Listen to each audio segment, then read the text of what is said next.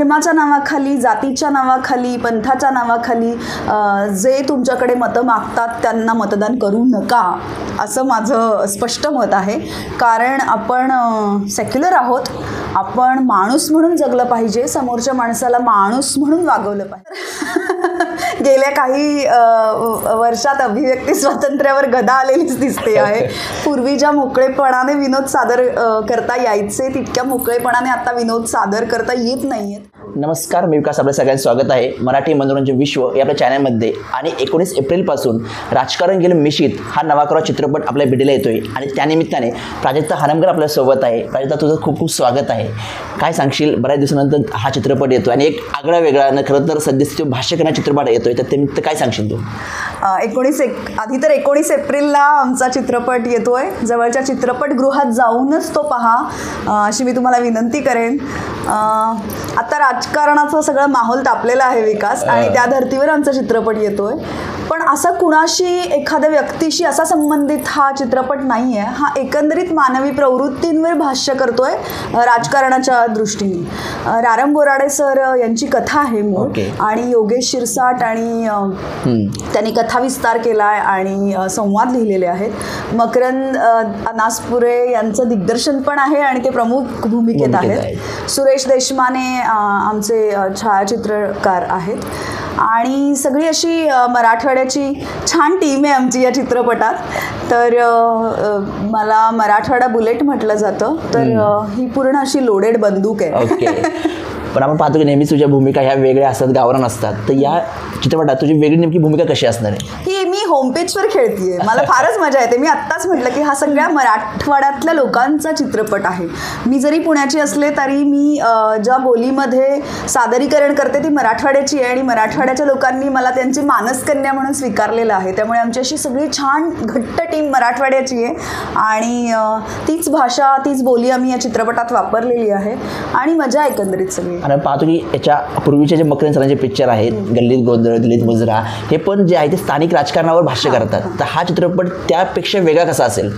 हा स्थानिक राजकारणावर तर भाष्य करतोच, पण बोराडे सरांची कथा विनोदाच्या अंगाने छान फुलत जाते, आणि ती एका वेगळ्या काय म्हणतात, वेगळ्या घटनेतून एका वेगळ्या गोष्टीकडे ती घेऊन जाते. ते आता मला ना मी कथा सांगणार नाहीये, मी काय घडतंय हे सांगणार नाहीये, मी कशावरती बेतलेली आहे हे सांगणार नाहीये. त्यामुळे ती तुम्ही जाऊन बघा, पण तुम्हाला मजा नक्की येणार आहे. बरोबर. आता चित्रपटाचा भाग झालाच, पण मूळ चित्रपटाविषयी आहे राजकारण आहे. आणि सध्या आपण पाहतोय जे राजकारण चाललंय, जे गट तट वाढत चालले, जे काही राजकारण ज्या पद्धतीत ज्या थराला राजकारण जात आहे, तर त्याबद्दल तुझं मत काय वैयक्तिक?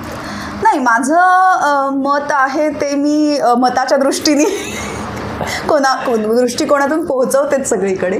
पण माझं म्हणणं आहे की धर्माच्या नावाखाली, जातीच्या नावाखाली, पंथाच्या नावाखाली जे तुमच्याकडे मतं मागतात त्यांना मतदान करू नका, असं माझं स्पष्ट मत आहे.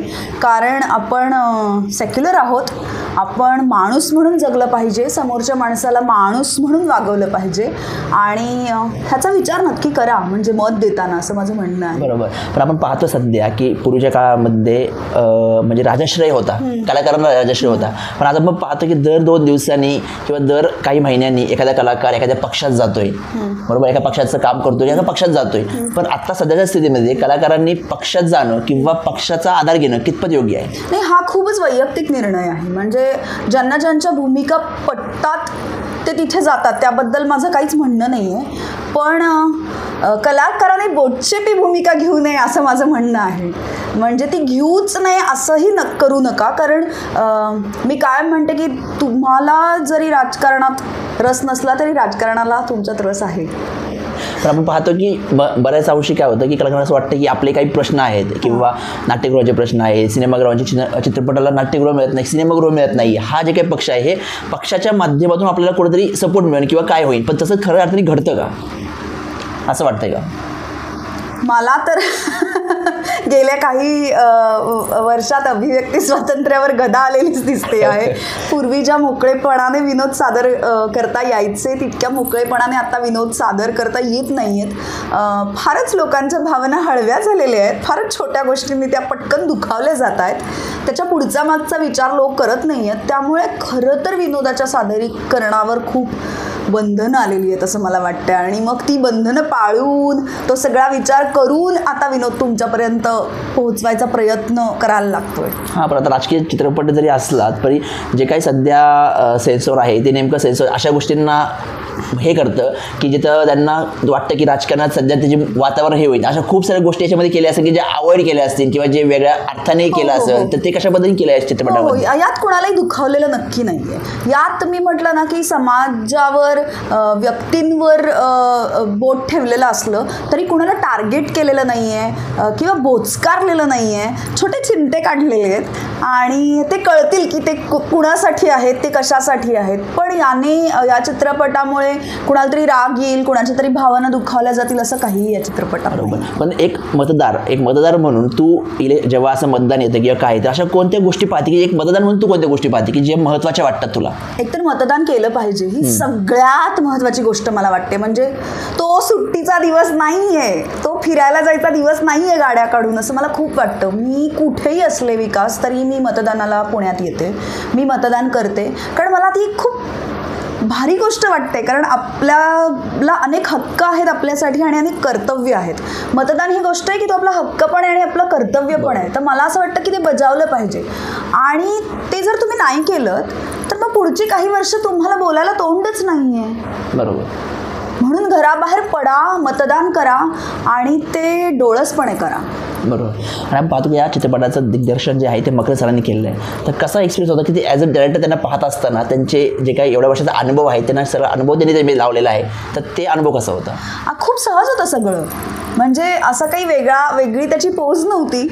दिग्दर्शक म्हणून तो यायचा, सीन समजवायचा आणि तो त्या सीनमध्ये असायचाच. म्हणजे तर खूप सहज व्हायचं ते. म्हणजे मला कुठेही अरे बापरे दिग्दर्शक म्हणून हा कठीण होता किंवा ह्याच्याबरोबर काम करणं असं अजिबात नव्हतं. जितका तो सहकलाकार म्हणून सोपा आहे तितकाच तो दिग्दर्शक म्हणून सोपा होता. आणि नेहमीच तुझा जो पार्टनर आहे योगेश, तो बऱ्याच कार्यक्रम सोबत असतो, तो या चित्रपटामध्ये होता, तो एक्सपिरियन्स कसा होता?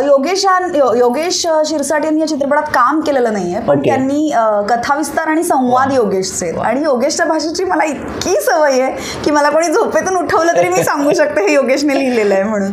त्यामुळे माझ्यासाठी पुन्हा एकदा आम्ही एकत्र काम करण्याचा योग होता अशा अर्थाने की योगेशचं लिखाण आहे आणि माझं सादरीकरण. बरोबर. दादा प्रेक्षकांना चित्रपट पाहण्यासाठी काय आव्हान करशील?